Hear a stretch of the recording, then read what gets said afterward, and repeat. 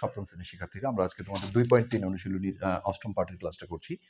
আগের পাঠগুলো যারা দেখোনি আমরা ভিডিওর নিচে ডেসক্রিপশন বক্সে লিঙ্ক দিয়ে দেবো, সেখান থেকে দেখে নিবে। আজকে আমরা 26 নম্বর যে সৃজনশীলটা রয়েছে অনুশীলনীর লাস্ট অঙ্ক, কিন্তু আমরা আসলে উদাহরণ থেকে কিছু অঙ্ক করবো জন্য আজকে আমরা লাস্ট পার্ট বলছি না।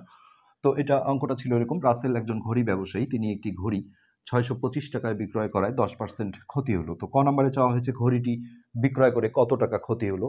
তো অঙ্কটা আগেই বলি যে একটু বিদঘুটে, আসলে ক নাম্বার করতে গিয়ে দেখা যায় যে খ নাম্বারটাই আগে বের হয়ে যায়। তো আমরা দেখছি পরে। তো এই অঙ্কটা অনেকেই ভুল করে এইভাবে লেখে যে 100 টাকায় ক্ষতি হলো 10 টাকা, 1 টাকায় কত আর 625 টাকায় কত।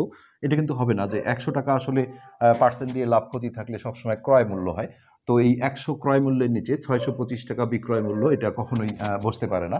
তো এটার জন্য যেটা করতে হবে, প্রথমেই হচ্ছে যে আমরা ক নাম্বার দিয়ে এই কাজটা করব যে পার্সেন্ট দিয়ে লাভ বা ক্ষতি দেওয়া থাকলে তোমাদের সবসময় এরকম একটা লাইন লিখতে হবে যে 100 টাকা ক্রয় মূল্য হলে, 100 টাকা ক্রয় মূল্য হলে আমরা গ নাম্বারে গিয়েও তাই করব। এরকম হচ্ছে 10% ক্ষতিতে বিক্রয় মূল্য, ক্ষতিতে বিক্রয় মূল্য। জাস্ট লাভ থাকলে 100-র সাথে যোগ করতে হয়, আর ক্ষতি হলে 100 থেকে বিয়োগ দিতে হয়। তো 100 বিয়োগ 10, তো এটা বিয়োগ করে আমরা পাবো 90 টাকা। তো আমাদের এখান থেকে আসলে আগে ক্রয় মূল্যটা বের করে নিতে হবে, অর্থাৎ এই 100কে আমরা ডানে ফেলবো আর 90 টাকা যদি আমরা বামে দিই, তাহলে এইভাবে আমরা একটা লাইন সাজাবো যে 90 টাকা বিক্রয় মূল্য হলে, 90 টাকা বিক্রয় মূল্য হলে ক্রয় মূল্য 100 টাকা। এইভাবে আমরা একটা ক্রয় মূল্য বের করে নেব। তো এখন আমরা এখানে একে বের করব। 1 টাকা বিক্রয় মূল্য হলে ক্রয় মূল্য, তো 100 ভাগ 90। আর এই বিক্রয় মূল্যের নিচে এখন আমাদের এই 625 টাকা যে বিক্রয় মূল্য ছিল এটা আমরা প্লেস করব। তো এই 625 আমরা উপরে দেব, 100 গুণন 625 ভাগ 90। তো এটা আমরা 10 দিয়ে কাটাকাটি করতে পারি, অর্থাৎ একটা শূন্য যদি ক্যান্সেল করি আর কাটা যাবে না।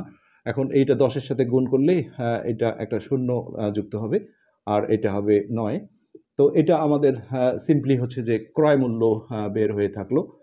এখন তোমরা নিশ্চয়ই ক্ষতির সূত্র জানো যে ক্ষতি সমান হচ্ছে ক্রয় মূল্য বিয়োগ বিক্রয় মূল্য। তো এখান থেকে আমরা এখন ক্ষতি বের করে দিলেই ক্ষতি সমান হচ্ছে, এটা সূত্রই, ক্রয় মূল্য বিয়োগ, আর লাভের সময় উল্টা হয়, বিক্রয় মূল্য বিয়োগ ক্রয় মূল্য। তো এই ক্রয় মূল্যটা যদি আমরা বসাই 6250/9 বিয়োগ বিক্রয় মূল্য যেটা ছিল 625, তো এইভাবে আমরা ব্র্যাকেট দিয়ে টাকা লিখে দেব। তো এখন এটা লসাগু করে বিয়োগ করতে হবে, নিচে যেহেতু 1 আছে তো 1 আর 9 লসাগু 9, 9 দিয়ে 9কে ভাগ দিলে একবার যাবে, 1 দিয়ে যদি আমরা উপরে গুণ করি তাহলে এটাই থাকবে। আর এই 1 দিয়ে একে ভাগ দিলে 9 বার যায়। হ্যাঁ, তো সেই 9 দিয়ে যদি আমরা উপরে গুণ করে দিই তাহলে হবে 5 নং 45-এর 5 হাতে 4, 9 দুগুণে 18, 19 20 21 22-এর 2 হাতে 2, 6 নং 54 আর 2 হচ্ছে 55 56। এবার এই জায়গাটা আমরা বিয়োগ করব। 5 আছে 10 হবে 5, হাতে রেখে এখানে আসলো 3, 3 আছে 5 হবে 2, হাতে নেই 6 আছে 12 হবে 6, এই 625/9 টাকা। আর এটা তোমরা নিশ্চয়ই জানো যে যে কোনো ভগ্নাংশের অঙ্কে আসলে অপ্রকৃত ভগ্নাংশ আসলে এটা ভাগ করে মিশ্র ভগ্নাংশে প্রকাশ করতে হয়। আমরা এটা রাফে যদি ভাগ করে নিই 9 দিয়ে 625কে, তাহলে প্রথমে 6 বার যায়, 7 বার দিলে বড় হয়ে যায়, 7 নং 63, তো 6 নং 54, এটা বিয়োগ করে আমরা পাবো 8, আর এখান থেকে আমরা 5 কাটলে এখানে যদি 9 বার দিই 9 9 81। তো এখানে মিশ্র করতে গিয়ে অনেকেই যেমন ভুল করে বসে। তোমাদের মনে রাখতে হবে মিশ্র ভগ্নাংশের ক্ষেত্রে এই পূর্ণ অংশের সাথে একটা প্রকৃত ভগ্নাংশ যুক্ত থাকতে হয়, অর্থাৎ প্রকৃত মানে কি হরটা বড় আর লবটা ছোট। এই জন্য ভাজকটা সবসময় নিচে যাবে আর ভাগশেষটা উপরে চলে যাবে। তো সেক্ষেত্রে আমরা এটি কিন্তু উত্তর পেয়ে গেলাম ক নম্বরে, 69 সমস্ত 4/9 টাকা। তো পিকুলিয়ার অঙ্ক এই জন্যই আমরা বলবো যে এখানে ক্ষয়ে যে ক্রয় মূল্য চাওয়া হয়েছে এই ক্রয় মূল্যটা কিন্তু কয়ে বের হয়ে গেছে, এটা আসলে কিছু করার নেই, এরা অঙ্কটা দিতে গিয়ে কোনো একটা সমস্যা করেছে। তো সেক্ষেত্রে আমরা এখন যদি খ নম্বরে ঢুকি তাহলে আমাদের এই কাজটাই আরেকবার করার তো আর প্রয়োজন হয় না, যেহেতু ক নম্বরে আমরা ক্রয় মূল্য বের করে ফেলেছি এটা। তো ক্ষয়ে গিয়ে আমরা একটাই কাজ করতে পারি, যে ক হতে ক্রয় মূল্য হচ্ছে 6250 ভাগ হচ্ছে 9 টাকা। তো এখানে আমাদের একটাই করণীয় আছে, যেহেতু এটা অপ্রকৃত ভগ্নাংশ, আমরা ভাগ করে জাস্ট মিশ্র করে দেব, সমস্ত করে দেব। তো এটা প্রথমে হচ্ছে 6 বার গেল, 6 নং 54, অবশিষ্ট থাকলো 8, নেক্সট আমরা 5 কেটে নিলাম, তো 9 9 81, এখানে আসলো অবশিষ্ট 4, তারপরে শূন্য কাটলাম, এখন হলো 4 নং 36 36। তো এগুলো আর আমাদের কোনো কাজে লাগছে না। এখন আমরা যদি এটা সমস্ত করি তাহলে এই 9 যাবে নিচে আর 4 যাবে উপরে। তো এটি কিন্তু আমাদের ক্রয় মূল্য এবং ক্ষয়ের উত্তর। এটা আসলে অঙ্কটা দিতে গিয়ে কোনো একটা ডিফেক্ট করেছে। তো গ নাম্বারে গিয়ে আমাদের আবার এই ক্রয় মূল্যটাই প্রয়োজন হবে। সো আমরা এখন গয়ে ঢুকছি জিনিসটায়। আমরা প্রথমেই গ নাম্বার দিয়ে এটা আমরা এখন ক থেকেও বলতে পারি, খ থেকেও বলতে পারি, যেহেতু 2 জায়গায় আছে। তো আমরা খ থেকেই নিই।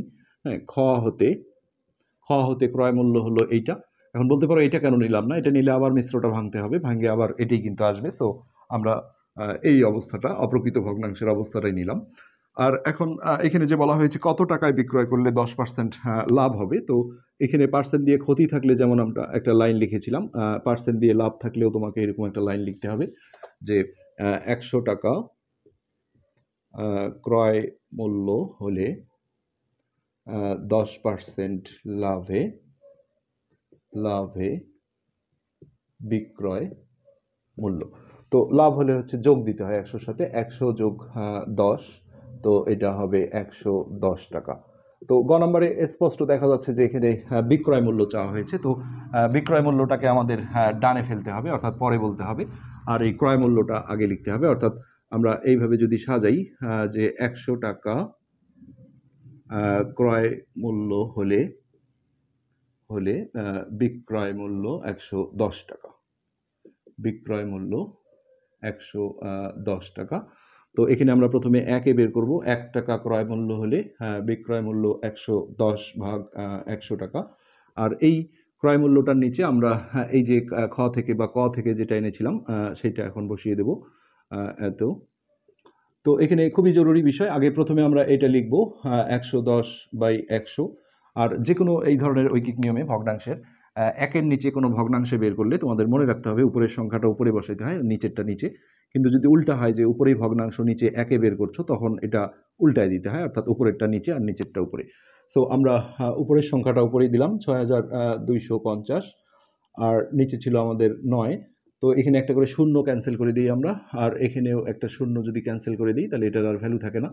সো উপরের এই সংখ্যা দুটো আর কোনো কাটাকাটি নেই, উপরের সংখ্যা দুটো আমরা গুণ করে দিচ্ছি, আর 9 থাকলো। তো 11 দিয়ে যদি গুণ করি, 5 11 55, 5 হাতে 5, 11 দুগুণে 22, 23 24 25 26 27, 7 হাতে 2, 6 11 66 67 68। আমরা আরেকবার দেখি একটু। 5 11 55, 5 হাতে 5, 11 দুগুণে 22, 23 24 25 26 27, 7 হাতে 2, 6 11 66 67 68। যেহেতু এটা অপ্রকৃত ভগ্নাংশ আসছে, সো এটাও আমরা ভাগ করে মিশ্র ভগ্নাংশে প্রকাশ করে দেব। তো এটা হচ্ছে যে 7 বার যায়, 7 নং 63, অবশিষ্ট থাকে 5, তারপরে আমরা 7 কেটে নিলাম। তো 6 নং 54, হ্যাঁ 6 বার যায়, 6 নং 54, অবশিষ্ট থাকে 3, তারপরে আমরা এই 5 কেটে নিলাম। তারপরে 3 বার যায়, হচ্ছে 3 নং 27, এটাই হয়ে গেল। এটা অবশিষ্ট থাকে হচ্ছে 8, তাহলে এইখানে 9 যাবে নিচে আর 8 যাবে উপরে। সিম্পলি এটাই কিন্তু বিক্রয় মূল্য এবং এটাই আমাদের ক নাম্বারের অ্যান্সার। তো আজকের পাঠ এই পর্যন্তই। আমরা পরবর্তী পাঠে ইনশাল্লাহ উদাহরণগুলো শেষ করব। ধন্যবাদ।